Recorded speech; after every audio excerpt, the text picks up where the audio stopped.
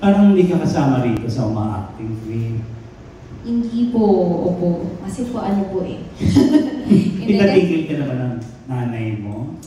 Yung mga ganyang bagay po, ano po, hindi natin po pwede i-disclose. Charot. And then dito po... Sincero ka.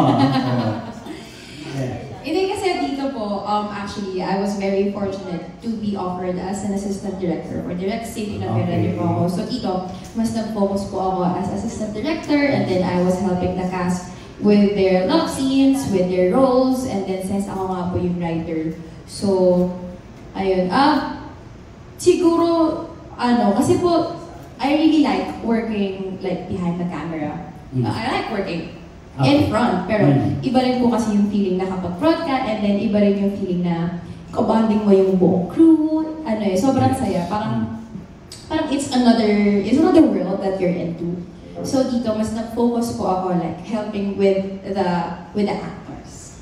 Dahil nga kilala ka rin bilang writer, at kilala rin si Bella Padilla bilang writer at artista, ikaw raw ang Bella Padilla ng Viva Ma. What's your reaction? Naku, napakagaling po ni Bella Padilla. I don't think I can hold up to that reputation. Siguro ako po, nandun na po ako sa kung ano po yung kaya kong gawin, kasi iba naman po si Bella, of course. Diba? Bella Padilla na po yan. Wala po tayong malalaban.